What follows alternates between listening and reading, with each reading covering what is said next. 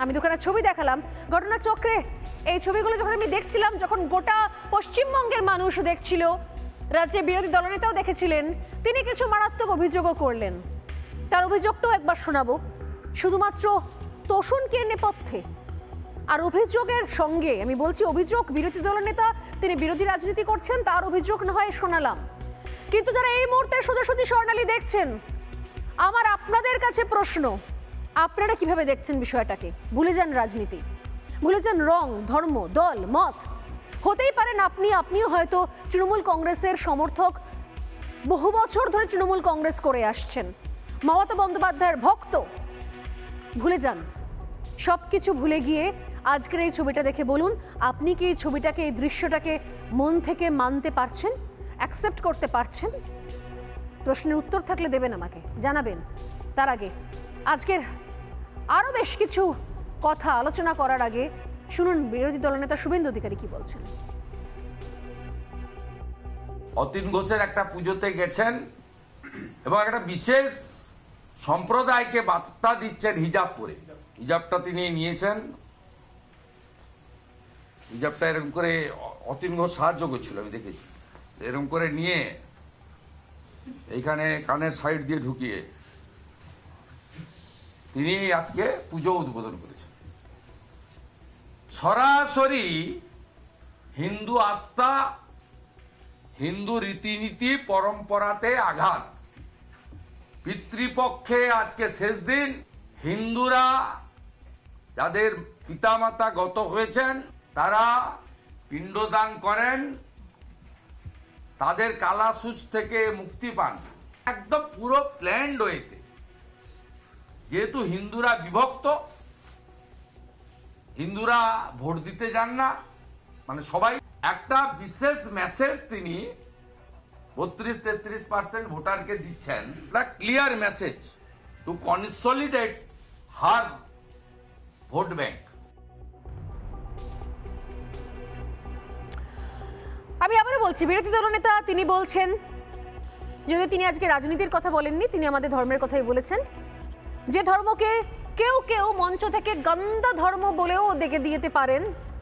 কিন্তু আমি আবারও বলছি, এই মুহূর্তে যারা আজকে সোজাসুজি স্বর্ণালী দেখছেন, আগামীকাল মহালয়া, আগামীকাল রবিবার, অনেকেই পিতৃপুরুষের উদ্দেশ্যে তর্পণ করতে যাবেন ভোরবেলা গঙ্গায়, এবং তাদের মধ্যে অনেকেই হতে পারেন যারা তৃণমূল কংগ্রেসের কর্মী, সমর্থক বা নেতা বা মন্ত্রী। আমার প্রত্যেকেই বক্তব্য, প্রত্যেকের উদ্দেশ্যেই প্রশ্ন। আমি স্বর্ণালী বাংলার নিজের মেয়ে, আমিও বাংলার নিজের মেয়ে, বাংলায় জন্মেছি।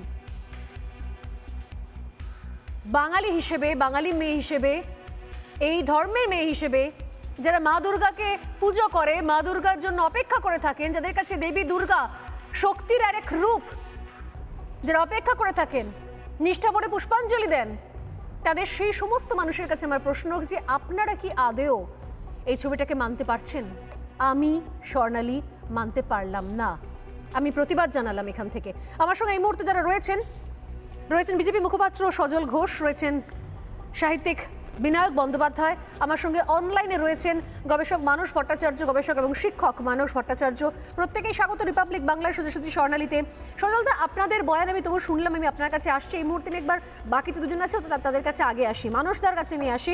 মানসদা, যে ছবি দেখতে পাচ্ছি আমরা, একদম ঈদের অনুষ্ঠান মনে হচ্ছে। দুম করে কয়েক ফ্রেম দেখলে মানুষ গুলিয়ে ফেলবেন যে পুজো মণ্ডপে ঢুকছেন মাননীয়া, নাকি ঈদের মঞ্চে, ঈদের মণ্ডপে, ঈদের অনুষ্ঠানে যাচ্ছেন মাননীয়া, মানুষ গুলিয়ে ফেলবে কয়েক মুহূর্তের জন্য। এইভাবে মাথা ঢেকে একই স্টাইলে, যে স্টাইলে উনি ঈদের মঞ্চে যান, বক্তব্য রাখেন, সেই একই স্টাইলে উনি পুজো মণ্ডপে চলে এলেন, তাও মহালয়ার আগের দিন উদ্বোধন করার জন্য। এই ছবি আমি স্বর্ণালী সরকার, বাংলার নিজের মেয়ে হিসেবে, বাঙালি হিসেবে, মা দুর্গা যারা পুজো করেন, যারা অঞ্জলি দেন, সেই হিসেবে আমি এটা মানতে পারলাম না, রিজেক্ট করলাম। আপনি মানতে পারছেন এটা মানসদা? না, আমি ছবিটা অনেকবার দেখেছি। আমার দেখে মনে হয়েছে যে অদ্ভুতভাবে পশ্চিমবঙ্গে এখন রসুন বাটা দিয়ে পায়েস রান্না করার চেষ্টা চলছে, অর্থাৎ আমরা যেটাকে পরমান্ন বলি, তার স্বাদ বাড়ানোর জন্য সেখানে এখন রসুন বাটা দিচ্ছেন, এবং তার অগ্রণী ভূমিকায় আমাদের রাজ্যের মাননীয় মুখ্যমন্ত্রী। এখন রসুন বাটা দিলে পরমান্নের স্বাদ বা পায়েসের স্বাদ কিন্তু বাড়ে না, রসুন বাটাটা অন্য কাজে লাগে। তো সেই জায়গার থেকে একেবারেই উচিত নয়। দ্বিতীয় হচ্ছে, এখনো পিতৃপক্ষ শেষ হয়নি কিন্তু, সুতরাং সেই জায়গায় উনি কেন উদ্বোধনে গেলেন সেটা একটা বড় প্রশ্ন।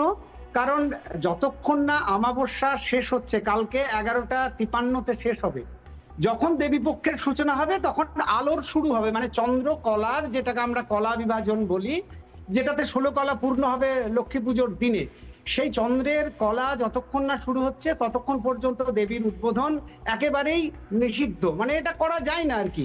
কারণ এই যে সময়কালটা যেটা আমাদের শুরু হয়েছে 15 দিন আগে থেকে আগামীকাল মহালয়া পর্যন্ত চলবে, এই সময়টা সংযমের সময়, যে আমরা পিতৃপুরুষদেরকে জল দেব প্রতিদিন। আমরা যদিও এখন নিয়ম করে শুধুমাত্র একদিন দিই, একদিন নয়, কিন্তু নিয়মটা হচ্ছে প্রতিদিন ভোরবেলায়, এবং আমরা দেবী বরণের নিজেকে প্রস্তুতি নেব।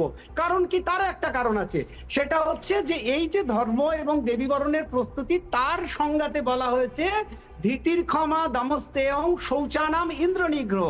এই শৌচানাম শব্দটা অত্যন্ত মানে এক্ষেত্রে ব্যঞ্জনা বর্ণ, সেটা হচ্ছে তুমি কতটা পবিত্রভাবে দেবীর কাছে উপস্থিত হচ্ছে, সেটাই ধর্ম আমাদের ভাষায়, এটা মনুসংহিতার শ্লোক। সেটা হচ্ছে যে তুমি কি আদৌ সমস্ত নিয়ম কানুন মেনে পবিত্র হয়ে দেবীর কাছে পৌঁছেছো দেবীকে বরণ করার জন্য, নাকি সেটা মানোনি?